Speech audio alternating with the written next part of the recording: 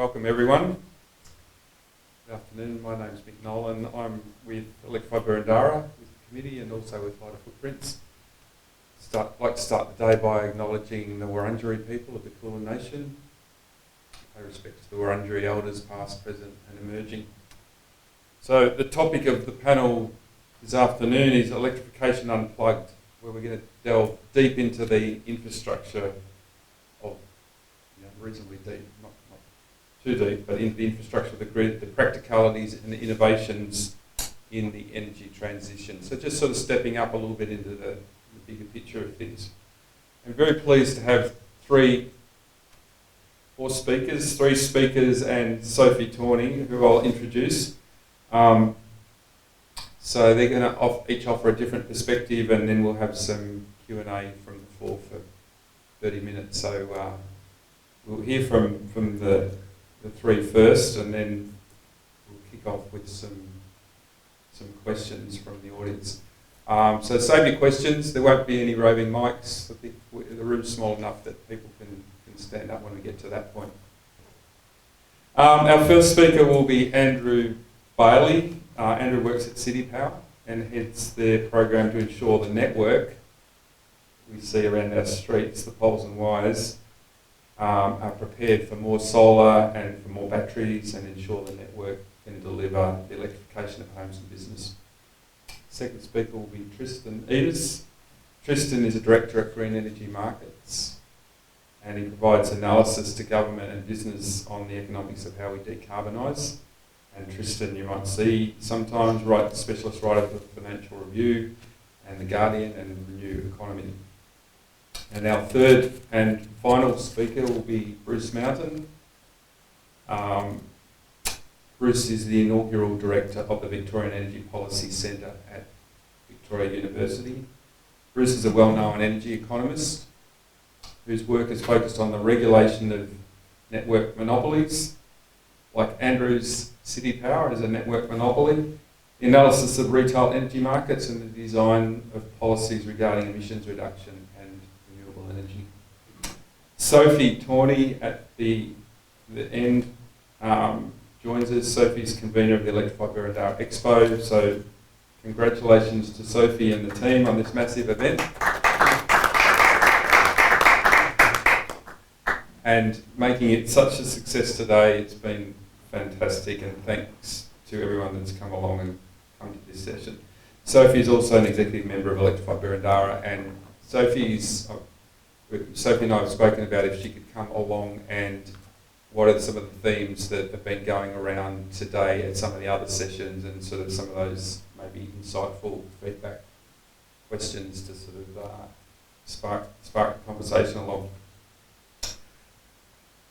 And as I said, we will have plenty of time for questions, and that will be your opportunity to talk about how we navigate towards our electrification future. It's not my future, it's not anyone else's. This is about our electrification future. So first of all, please welcome our first speaker, Andrew Bailey from Citipower.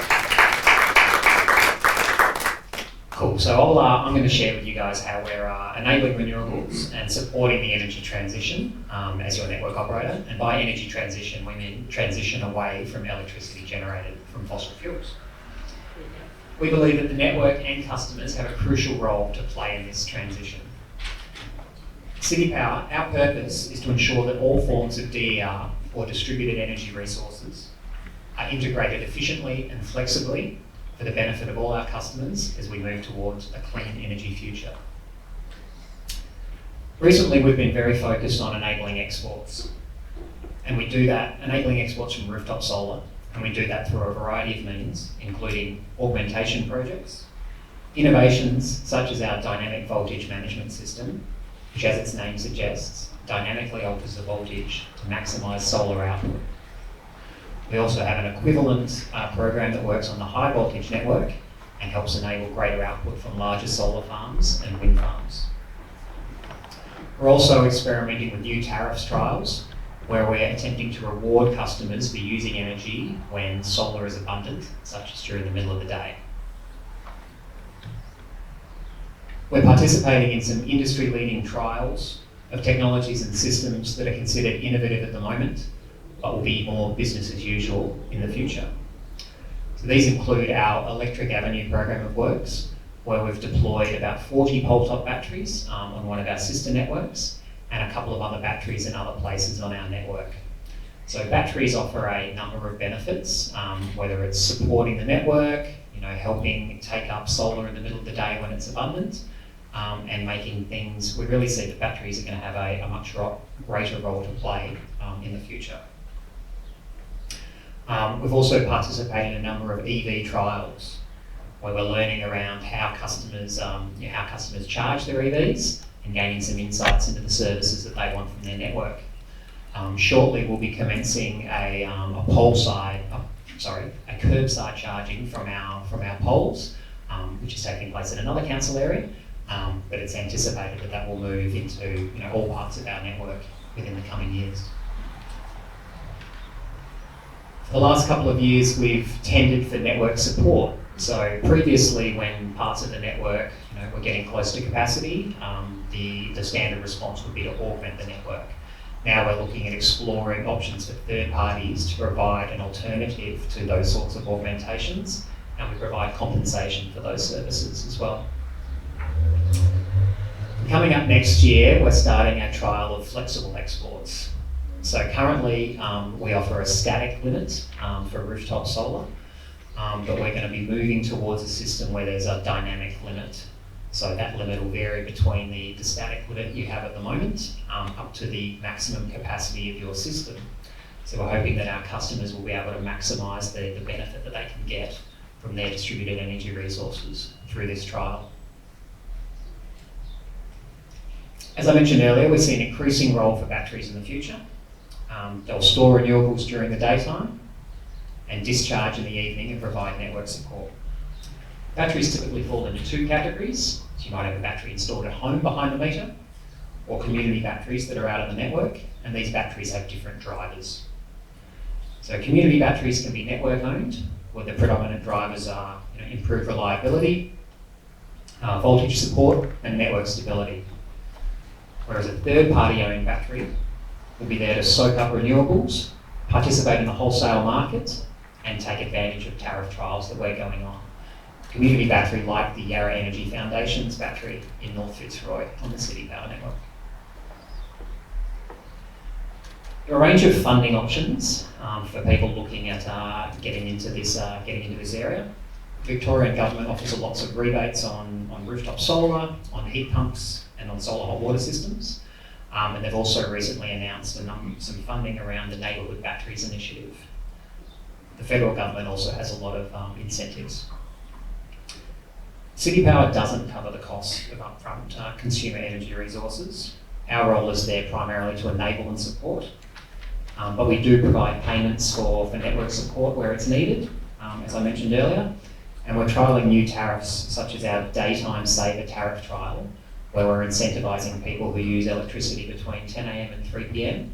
with a zero network charge.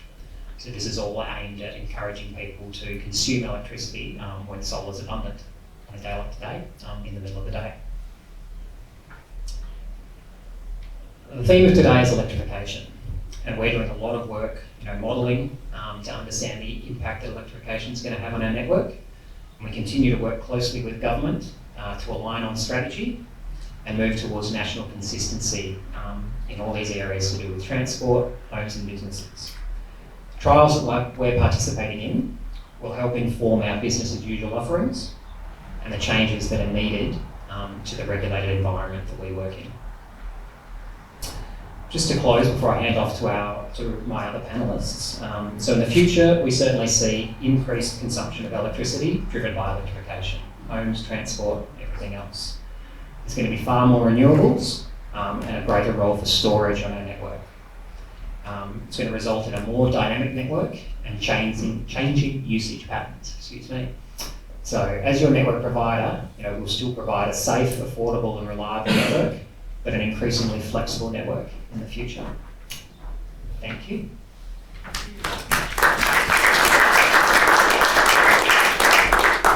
Thank you, Andrew, very much. Over to you, Tristan. hopefully you can hear me clearly. First of all, I just wanted to kick off with the concept for those of you that might be thinking or have some level of trepidation about the idea of switching from gas to electricity. I feel some of that trepidation. I grew up actually in this local area, and basically I loved gas central heating. I remember when I moved out of my mum and dad's house and moved into a rental, and it was sort of like, oh God, this is freezing cold. And then I've also had the misfortune of leaving, one of those electric conventional heaters, that you go and buy from Bunnings for $30. I remember leaving that on in my daughter's room overnight and getting a rather rude shock when I looked at the electricity usage the next day. And the other thing that was, I remember my parents had I was fortunate enough that they had a beach house, and but that didn't have access to gas reticulation. It was only electric, and that cooktop was horrible. It just was hopeless. It was either on or it was off, and it was just horrific to cook with. They've still got one, and I hate it. And so there's some practical concerns that people will have with that switchover based on those sorts of experiences, where I think probably people learn today that actually the new electric appliances are a heck of a lot better. An induction cooktop, I have an all electric home myself. I've switched over out of gas to electric in my house, and an induction cooktop, I mean, it's just chalk and cheese between that and the old electric resistance cooktop. The reverse cycle air conditioner that I use to heat my home is just incredibly efficient. I've got an app and I can look at it all the time, and I'm a bit of a nerd, so I do, and I go, God, this thing's only drawing 100 watts, isn't this thing amazing? Which is not a lot of electricity, right? It's just no comparison with those old, those oil column style heaters. Okay, so that is changing. But I want to also give you a bit of macro context here and talk about what you're going to be hearing from a number of vested interests and why they're not true. So the first thing is the Victorian government and the federal government do not have a hope in hell of meeting their long-term emission reduction goals without phasing out gas. And first priority, the lowest cost, easiest option to reduce our gas usage is to switch over residential households out of gas into electric. Right? It's just staring them in the face. They know it, they're nervous about it, they're nervous about people doing that, but they know they don't have hope in hell without doing that. Okay, they're already working on putting renewables into the electricity system to phase out coal, and that's advancing, not as fast as it should be, but it is advancing quite significantly, and we're seeing very rapid reductions in the emissions intensity of electricity. So that side of the equation is on its way. And then the next thing is, okay, now that we're decarbonising that electricity supply, let's start getting households to use that instead of gas. Then the other, I suppose, macro concept, the big picture concept is the Bass Strait gas fields are running out. They're reaching their end of their life. It's not something that people didn't know about. This has been well planned for many, many years. They knew this would happen, and they've been progressively moving to those lower quality fields over time. And if we're going to, the most likely source of gas for Victoria is we've got to get it from Queensland. And the problem is we've got to phase out gas, but to get more gas from Queensland, we've got to spend billions of dollars on new pipeline infrastructure, which is exactly the dumb thing to do. You don't want to be spending billions of dollars on new assets that ideally really should last 40, 50, 60 years, but you only need them for 10. So we've got this urgency that we've got to deal with. And the other thing is gas suppliers are prioritising our international customers. There's news, if you read the Australian Financial Review, there's lots of stories there about Japan complaining and very worried. Are you going to supply us with gas? Are you going to supply us with gas? Because we really need it. And so being able to get the gas out of Queensland has its own issues, and really industry need that gas far more than residential consumers do. So that's sort of the context there. Now, one thing you need to keep in mind is the gas pipeline owners know the writing's on the wall. and they're telling the regulator, as we speak, they've put their hand out and said, our assets won't last as long, we won't be able to get as much value out of them because their life is going to end in a few years' time, because we can see that governments need to do these things, plus electricity is a cheaper option. So can you please give us what they call accelerated depreciation? So they're already planning their exit. The issue is, are you planning your exit? And the other thing they're doing is they're saying, oh, if someone wants to get off the gas network, oh, we have to remediate that. That costs us money. That costs us $900 per household. So we've got to be able to charge customers $900 if they want to exit the network. You've got a window of opportunity right now. They can't do that. The regulator said you can charge them $225, but you can't charge them $900. So get in now before that next hit comes, okay? And the other thing is, those pipeline owners are going to jack up the charges and jack up the charges as the volume reduces over that network, because they've got a bunch of fixed charges.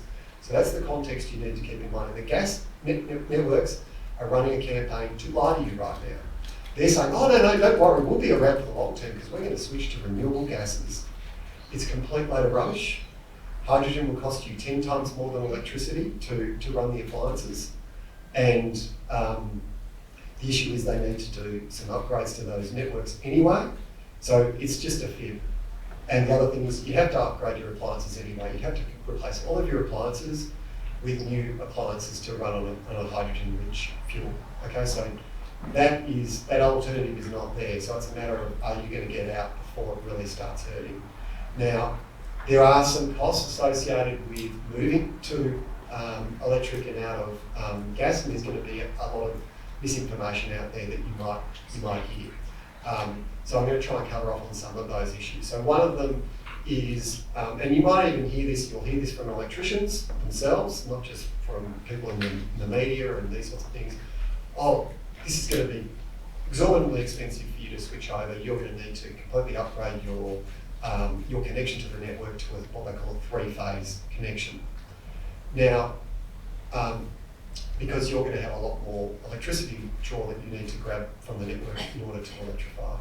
Now, if you are a typical household that isn't, you don't have a huge house, you don't have, a swimming pool and all these other things that can guzzle a lot of energy. If you're just a typical Victorian household, the standard connection is a 63 amp connection. We are in an older area. You might know it a bit better than I do, and some people won't have 63 amps, but most Victorians have about 63 amp connection. What's that give you? It gives you around 15 kilowatts of draw.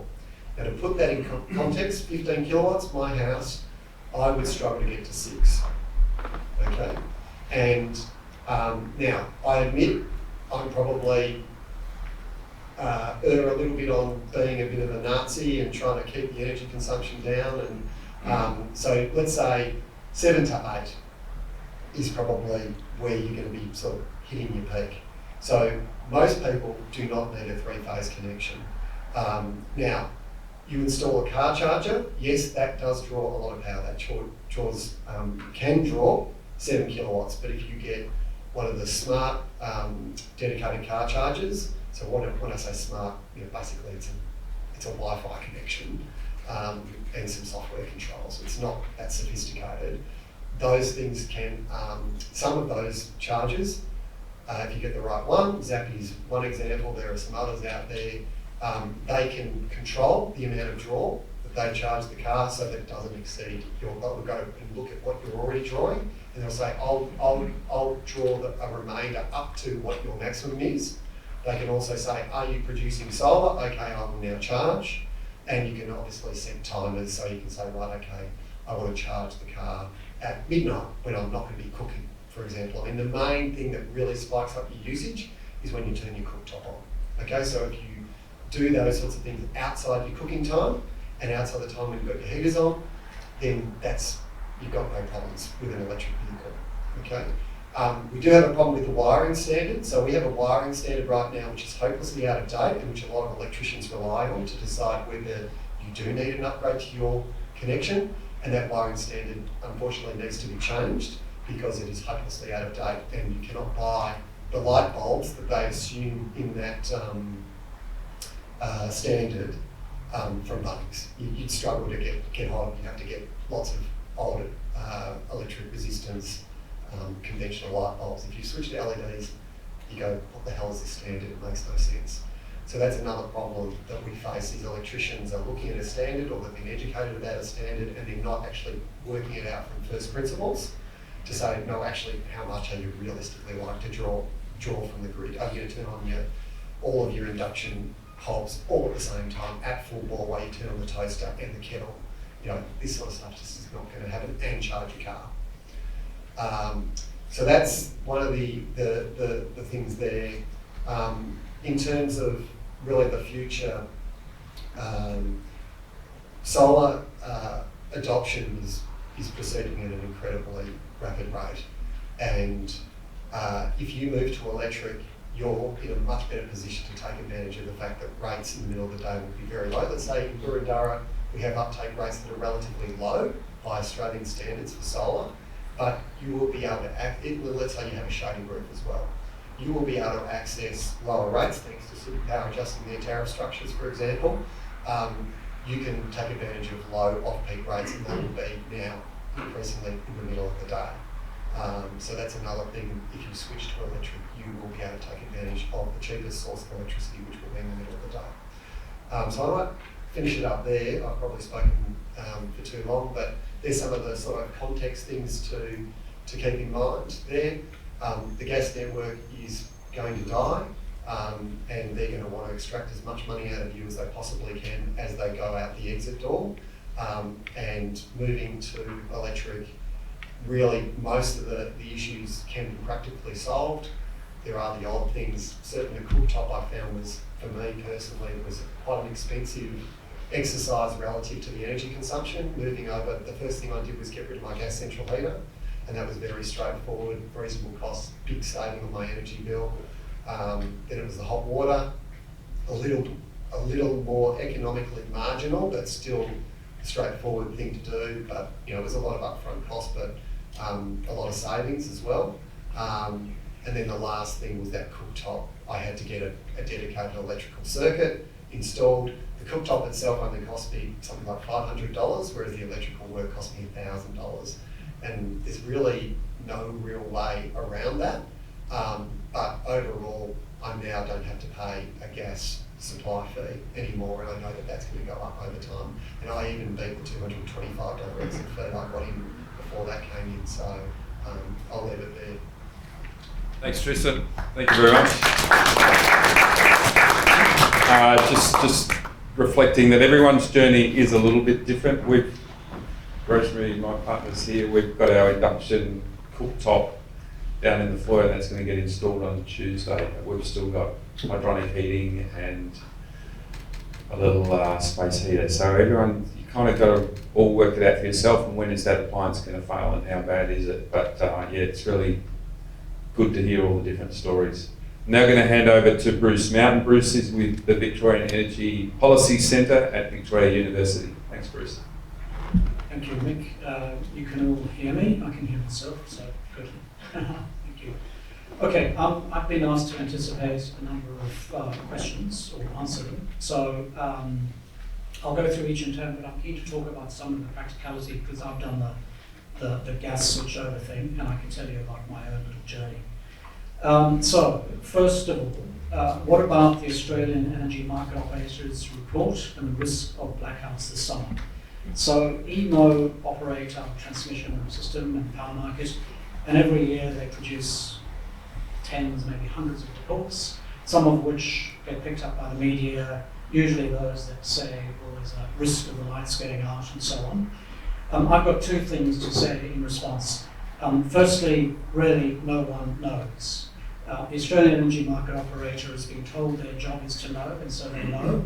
But frankly, it's too complex. No one can really know. So that's the first thing. I think, secondly, we're in a transition. Coal generators are clunky and old, most of ours in Victoria and almost all of those in the other states, other than Queensland, which has some slightly younger ones. They're becoming unreliable. We need to switch over.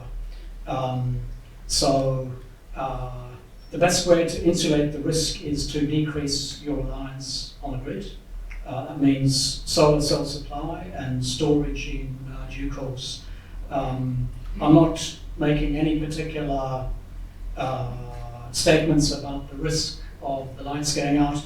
It's got nothing to do with wind and solar variability.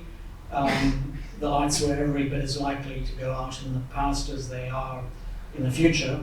In fact, they were more likely in the past because we stood enormous risk from big coal-fired generators, which when they failed, caused a much greater loss of power generation. We don't have that variability now when we've got wind and solar on the grid because the relative change is much smaller because the wind and solar farms are actually distributed around.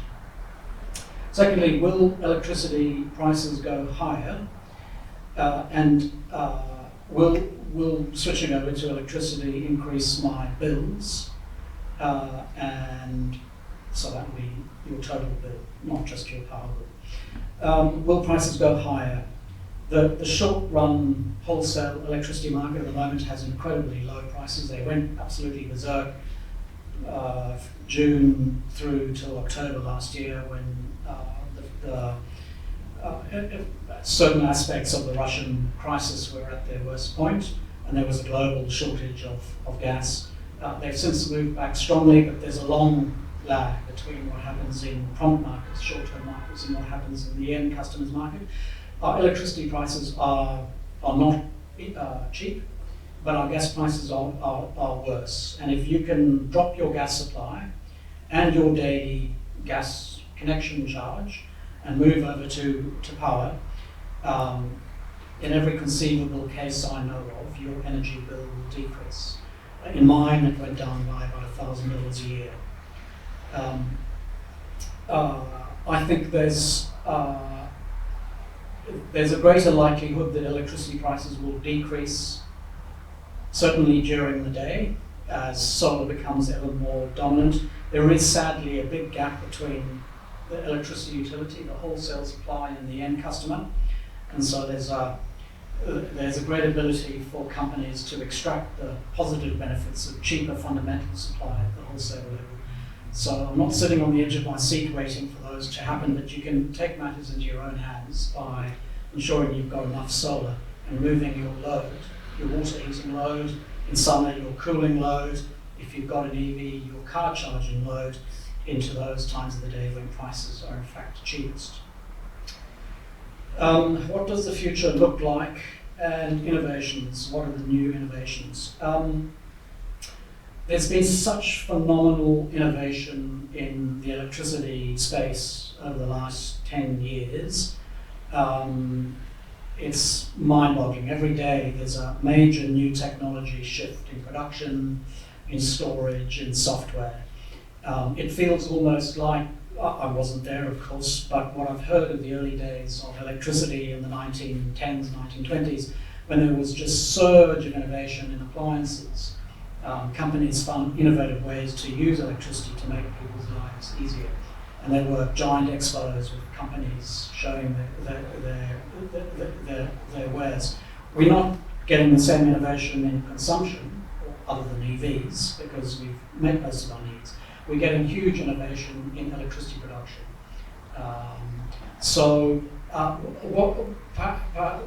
And I'd say no one that I know of anticipated the rate of technology change that we see, where solar panels now, increasingly one of the cheapest elements of an installed solar system is the solar panel itself. It's the installation and the inverter and the integration and the software, which now actually accounts for more of the cost. And I do believe we headed for the same thing in storage, both in motor cars and storage which you can put in your homes. I think other than those innovations, and we can see the technologies, and so we can anticipate knowing that the supply chains are deepening, knowing there's competition, what those futures might, and there's enormous innovation also in storage, not just in the small application, but large. I think the other innovation will be the integration of load, customer demand, and power supply. There will be central control in your home, of your appliances, your charging devices, which will allow you to make much better use of cheap electricity when it's there. In a plug-in hybrid car that I had, I've since upgraded to a full EV. I bought a charger imported from Britain, relatively innovative at the time, 3-4 years ago, but now commonplace, which determined whether I was net exporting to the grid. And if I was, it changed the rate at which my car charged. So I could ensure that the surplus actually went into my car. That sort of variability will be available for your space conditioning, for your water heating and so on. And it'll be done without you needing to take conscious control. That will bring your bills down, it'll be good for the grid, it'll be better use of production and storage. Second last question, what are Victoria's best options for clean energy supply? The best by a country mile is a solar panel on your roof. Putting production as close to the actual point it's used is by far the cheapest technology. We do not have enormous scale economy or cost differences between rooftop solar and farm solar. In fact, in many cases, it's cheaper to put production on a rooftop than a farm, because the farm solar attracts a whole lot of other costs: maintenance, land access, grid connection, and so on. And now we have transmission constraint issues. And so if you're on the wrong side of a line issue, getting your power to the market in Melbourne, farm-based power to the total body of users is now dearer. We'll need a combination of distributed, i.e. your rooftop solar. We'll need some large-scale solar, although I suspect much of the incremental solar will come on rooftops. And we need wind for the diversity that it has with solar. And because the pattern of wind production everywhere in our market tends to be less in the middle of the day when solar is maximising, and more in the morning and the evening, because a dominant wind pattern throughout Australia is driven by the temperature variation on the land and sea, morning and evening breezes. And so we will need more wind. Finally, what do you see are the roadblocks for meeting the 2030, 2035 target? In Victoria, we've got a 65% target of clean energy, 65% of end-use consumption from Victorian electricity production, to be clear, and by 2035 to be 95%. Victoria currently is at 33% of end-use consumption is from clean sources. We were at 6% in 2013, so we've gone from 6% in 2013 to 33% now, 10 years later.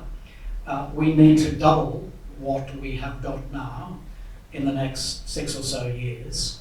That is a mammoth task, because much of the initial growth from 6 to 33 occurred through the usage of spare transmission capacity that we have in our regions, whose lines were built essentially to take electricity from the valley down to regional areas. Electricity peaks are now flowing in the opposite direction, and those critical transmission lines are now binding. And so, in order of importance, and it's a tie for first place, is electricity storage. We can build the production that we need to be able to store the renewable surplus, because demand does not correlate perfectly with energy production. And tie for first place is we need large-scale transmission capacity to be able to get that production from around Victoria into our dominant load centres on the coast. Both of those are, in public policy sense, formidably big problems. The storage industry exists, the build-out of the storage is possible, the transmission, installation and asset development industry exists. It needs to be scaled up a bit. That's not the problem. The critical problem is public policy, being able to come up with a plan that gets the assent of the community, most notably the rural landholders, whose own interests are quite negatively impacted in many cases, depending on the transmission development plan. It's possible to come up with plans that don't jeopardise their interests greatly, and our challenge is to come up with policies that actually achieve that. Thank you.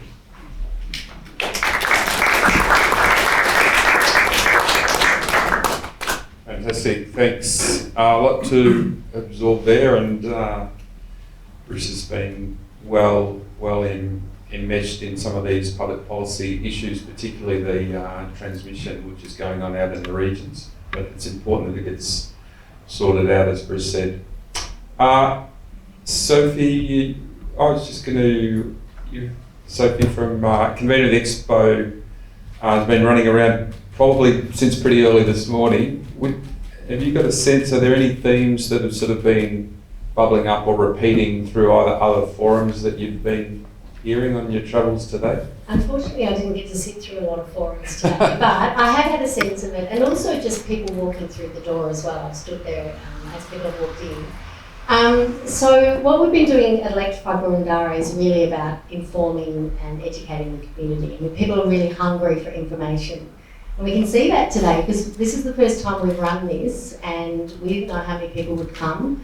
And apparently we've gone through 1,000 programs, so that's a pretty good sign. And generally, what we've found at street stalls and today, just listening to people talking and the questions they're asking, is everything from how do I get off gas? Like literally a woman walked in and said, I just need to speak to the people who can tell me how to get off gas. To the one thing that we weren't sure about the induction cooktop demonstration, because we did go from having a very famous chef coming to cook amazing meals to actually just a group of people who were running the Westinghouse, the Electrolux system downstairs and boiling water. And I don't know if you've walked past induction cooktop demos, but they have been absolutely packed out. So people are really keen to work out how they can electrify their homes. But the reason for this panel was driven by the question that is always asked that these three speakers have touched on, which is the fear that people have. They hear it through the media, through, as Bruce or Tristan was saying, that and whenever there's the word blackout, there's this sense of a fear that we're actually going to be able to do this transition. And whether it's political, sometimes the roadblocks are convenient, sometimes there's this sense of kicking the can down the road. So today is all about, Power Core coming to say, no, we're all good here. We really are all good. And I heard someone say in the EV session, one of the speakers said that if you roll ahead 10 years' time, we have 15 million cars in Australia on the road at the moment, and if 20% of those were plugged in at any time, we're all good. We're still all good. So I think it was really about clarifying that, and I'm hearing that today, that this transition that we need to do, that, the UN talk about it all the time, everything, everywhere, all at once, that there's a lot that we need to do, but there's a lot of people working on it, and that we can actually get there. I can see Trevor's down the back, my electrician. We were talking about this last week. The electricians, the plumbers, people on the streets, it's about getting the right information into everyone's hands so that we can actually make the changes we need to make. Thank you. All right, it's question and answer time from the floor. So if you'd like to ask questions, raise your hand, and we'll endeavour to get through as many as we can. Because we haven't got a mic, I don't think. This gentleman here. Okay. Yes. Question: the winter trough. I'm curious about, from the panel's perspective, where we get into winter when in Melbourne our heating demand is up. I suppose I'm speaking from personal experience where my panels, I've got heaps in summer. I just don't have quite enough to do the job for the house in winter. And if you multiply that across the whole of Melbourne, how does the system get to cope with that? You just need a little bit of help for that few months, June, July, August, kind of thing. Bruce has looked at this quite a bit. Right. I think there's a couple of things. First of all, oversizing of solar. The marginal cost of that is relatively small. So many households will rationally make it. In fact, my solar system, 6.6 kilowatt installed panel, inverter 5 kilowatt. And this has become a somewhat standard installation. As panel sizes decline, I think some level of oversizing occurs. Typically, average wind production is half summer on our solar curve. There will nonetheless be some number of extended periods in winter, several days at a time, where we won't have enough solar production to make up the total. I think expansion of wind will go a long way towards that. Expansion of storage goes a long way towards that. Once you can take across several days in the week or parts of days in the week, you can fill in large parts of other days of the week. I think it'll be the practical reality, whether you like it or not, that gas turbines, which is essentially the turbines that are used in aeroplanes, open cycle gas turbines, that's what an open cycle gas turbine is, that will be a marginal generating unit for a good few winters to come. I'm relatively relaxed about that. When you aggregate that production over the year as a quantity of greenhouse gas emissions, it's not going to amount to terribly much. And the marginal cost of dealing with that with the available technologies, the long duration storage, possibly pumped hydro, that's still a pipe dream just about everywhere, is huge. What I encourage all the time is climb the foothills at our feet and then climb the mountain. Our eyes are always drawn to the next frontier, but we have a long way to go before we get there, and we can substantially decarbonise with the technologies that we have, and we needn't lose sleep about the relatively low, as an aggregate annual number, carbon emissions. I just linked to that question by talking very briefly about my own energy transition from gas to power. My partner doesn't like cooking with induction, not because she's tried it, but because she knows how to cook with gas, so it's got to be gas. So this became a point that she wouldn't move on. So when I came to cut the gas company wanted to charge me to go all the way. I said, stop at the meter. You just stop it there, and then they couldn't charge me, so I dropped that fee. And then I asked my plumber to come around and plumb in eight just a normal gas bottle. I think it's an 8 kg bottle, little one. That was 2 years ago. I've changed it once. Changing it is like you do when you go down to the shop to change over Barbie. Unplug, put it back in, complete non-issue. Greenhouse gas emissions aggregate from the bottle, in the broader scheme of things, absolutely next to nothing. I drove here from my house instead of catching a train. My greenhouse gas emissions are worse. I can do all sorts of things at relatively low cost to actually mitigate that. So there are these little fiddles that can make the transition a lot easier for you. Last comment. When you put an induction cooktop and an EV charger, your electrician's going to say, you've got a decent sized house, you've got to have a much bigger supply. You've got to have, yeah, exactly. And you need a 30 amp circuit for your oven, a 30 amp circuit for your cooktop, and a 30 amp circuit, and many houses only have one or maybe two. You can take charge of that, and you can say to the electrician, I want a 30 amp circuit, don't change a power board. They don't have a right to say, you have to change a power board. So, and I've experienced this putting in heat pumps. No, you've got to change the power board. No, I want a 20 amp circuit on that, and that's it, please. So, these are little they want a big circuit to service the load, but it's that next step to connect to the grid, because obviously if it's a thin wire, it can, and it's drawing lots of power, but it gets hot. But the issue is that the wire from your switchboard so the electrician will insist on big amps for the connection to the switchboard, is then the switchboard to the grid, where I think is where Bruce and I, sorry, I just wanted to clarify that for everyone there, in case someone got nervous.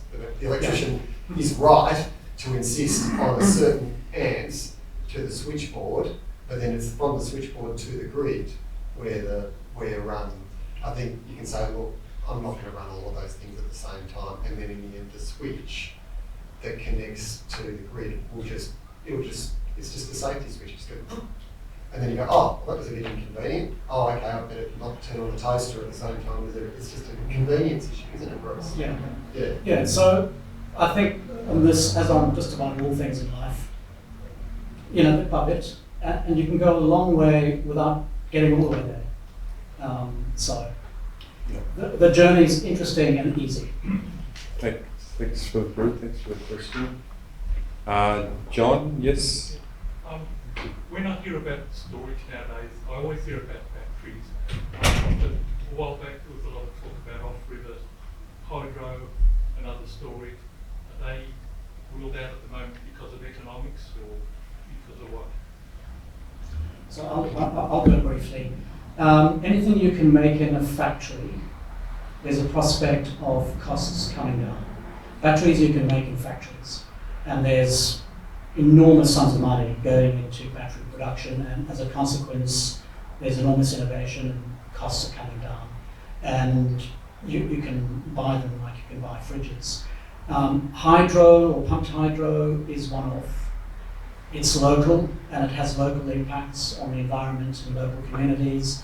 It's civil, which means lots of earthworks and concrete and steel structures. All of those mean you need to have bespoke design, bespoke execution. It is, and when you need to, actually burrow into the mountain and do earthworks so you can get tunnels, as we know from Snowy 2, is incredibly expensive, and it's not turnkey, and you don't get guarantees. And so, the reason you hear about batteries all the time is they are succeeding and they are going great guns.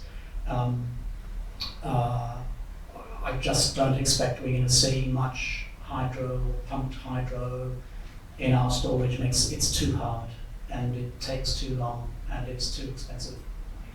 The issue goes to what you raised, where the interesting thing in Australia, so Northern Europe, for example, has some different dynamics going on. So a lot of this was imported from, the Germans had this term called Dunkelflaut, and it was an extended dark winter with low wind. Now, Germany is not the same scale as Australia in its geographic level, but the other thing is we just don't have as dark a winter as they do. And so when people that do an interaction between, they take historical weather data and they combine it with expected output from a wind turbine and a solar, what happens is we still get solar output of a reasonable level in the middle of winter.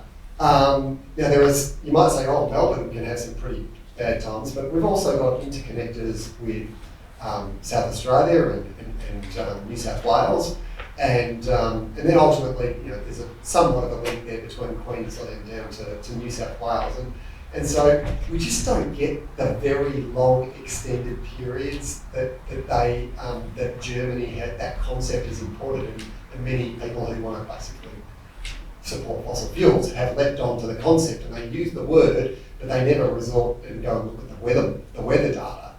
And the weather data says yes, they exist, but they're usually it's a week is kind of the worst it gets in Australia. And then when people then go, okay, well, how much energy storage do we need to help get us through that? And the answer is, well, actually we can get to about 95% renewables with essentially the sort of storage duration that is best suited to a battery.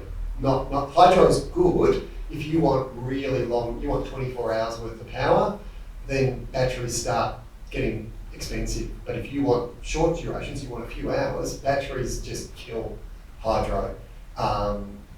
And so that's the Australian environment, the weather environment, the conditions that we face, means that the batteries will really get us most of the way. And then you go, okay, there's this little gap left over at this last 5%.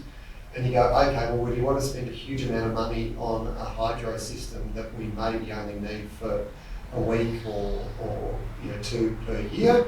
Or do we go for some existing gas power plants? And you may say, well, actually, we're going to have a gas network to support it because we don't have enough demand for gas to support the network.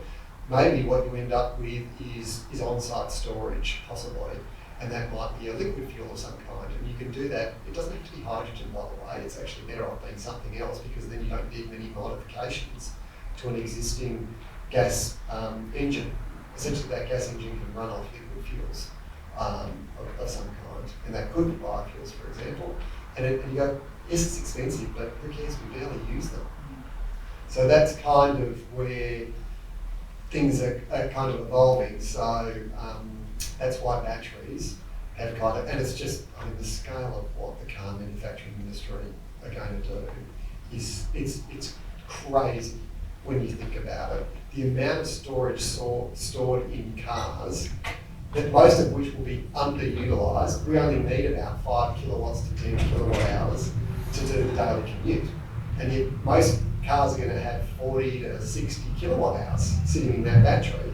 Now, if we could, that's a huge amount of a global manufacturing industry that can then support household batteries, but it's also quite conceivable, and in fact the technology is already being built into many of the cars today, that you can actually drag energy out of the car and put it into your house or put it into the grid using exactly the same. It's very similar to a solar inverter in many respects. So, and it may come at no extra cost. It'll be a standard option that doesn't cost you any more in a vehicle in, say, 5 years' time. So that's kind of why it's ended up, oh, well, actually, maybe pumped hydro isn't the answer that we thought it was. Just building on that question a little bit, Andrew, I'd be interested to hear from you. There's been a lot of discussion about cars and whether, Tristan's just mentioned, whether we have a EV that we're happy to let the current be drawn out of the battery back into the grid or back into our home, so the car might be charged, but it's 6 o'clock at night, and so the car can be used that way. But other people saying, well, I don't want my car's charged. I want to keep my car charged for when I want to use it. So there's going to have to be some incentives, or whether you see, what role for community battery and then what role for household battery. Interested, because you, as a distributor, you've got to really be looking into a pretty hazy crystal ball, some of which you can influence and some of which you can't. What's your comments on that? Yeah, absolutely. So a car battery, I think, typically is about 6 or 7 times as big as a house battery that gets in. So there's a huge amount of potential for your car battery to supply power to your house once that technology is sort of available and more commonplace. In terms of community batteries, we appreciate that not everybody has the means to fund their own battery and possibly doesn't have the location to put their own battery. All right, so that's where we see a real role for community batteries or battery out on the networks. So that's a way for people that might not be able to install their own rooftop solar, but can still take advantage of other locally generated solar and electricity that's produced and contribute to on the electrification journey their way. So a lot of questions in there. I'm just trying to think just how much emphasis are you going to be placing on your future, on whether we're going to be going down the path where EVs are going to actually discharge, or people are going to sit there saying, no, I'm not going to discharge my EV, I don't want to, and so then you get back into this incentive. Is there discussion going on about that? No, absolutely. We're having a lot of internal discussions around this, and to points made, earlier, where the network's built to handle a certain peak. Like, and a lot of the time, a vast majority of the time, we're not at that peak. So possibly one, less than desirable outcome would be if everybody came home, they were cooking on their induction cooktops, they plugged their cars in, and everybody does everything at the same time.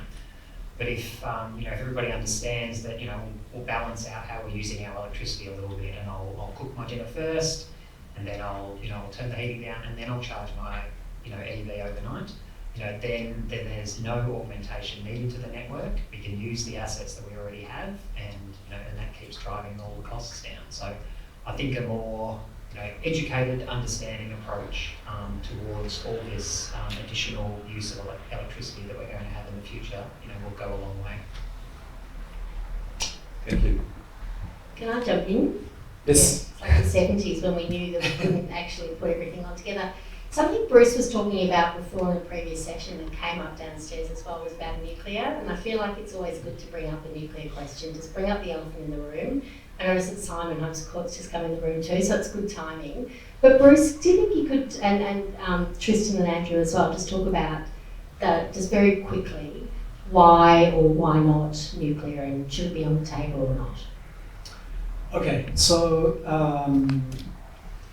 as with many things in life, there's different views on the prospect as a technology and the cost of nuclear. Less so on large-scale nuclear, which there seems to be a great deal of consensus is terribly expensive and takes a long time to build. But some people are claiming that small, different types of nuclear that's actually modular, which means you can build components of it in a factory. That's the idea behind the use of the word modular. And small means that this might become a commercial electricity generation technology. The idea is to see it like solar or batteries. It's modular and small, and so we can store it. Right now, a small modular reactor built as a modular reactor doesn't exist. There are a few small ones in Russia and in China. They're small, not modular, and they are essentially based on ship plants, but placed on land. But there are a number of companies who are targeting this. I'm not expert on the cost and the prospects. I very much doubt that it'll ever be achieved as a cost or a technology that will exist in a way that other do. But what I can speak with clarity on is the role of an inflexible technology like nuclear or coal or gas in an electricity system dominated by the wind and sun. Already in South Australia, there is absolutely no prospect of a so-called baseload technology, one that operates consistently and moves up and down relatively slowly. And that's because wind and solar is variable, and the demand that is left for a dispatchable technology, of which nuclear is one type, is so variant that a fossil fuel technology like storage or a thermal unit, which is closed cycle gas turbines or coal, can't manage. Nuclear would be even worse. The only market where there's a slight prospect of an inflexible technology having a little bit of a prospect is Queensland, on condition that the government says right now, not another kilowatt of solar on the system, not another kilowatt of wind. And which government is going to say that? If a government, a regional government, wanted to say we want nuclear in Victoria or South Australia, not just will they have to say not another kilowatt of wind and solar, they'll have to say to homeowners, many of whom have put in solar, actually we're going to take control of your solar and switch it off so that we can have a stable load for these inflexible nuclear plants. Because if we don't do that, technically these plants can't operate. That's the practical reality. And to me, it's a non-debate. It's a different story to some degree in Canada or parts of Germany or parts of Northern Europe where they've got sustained space condition demand. They need heating in winter. And they do not have the variable penetration that comes close to ours.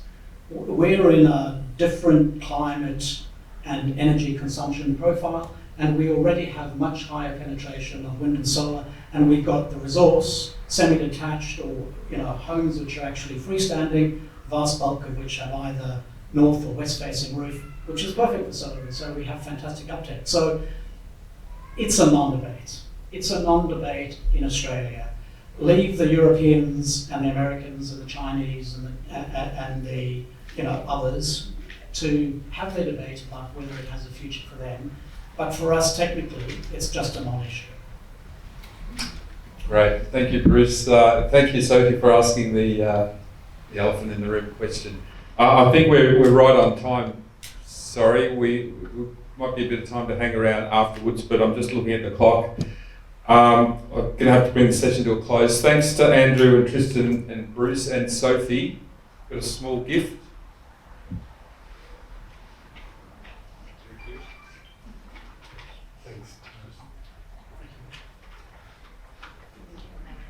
Thanks to everyone for coming along here today. Give everyone a big clap. Thank you. And thank you to the audience for participating, coming along today, and have a great day and go out there and electrify. Thank you.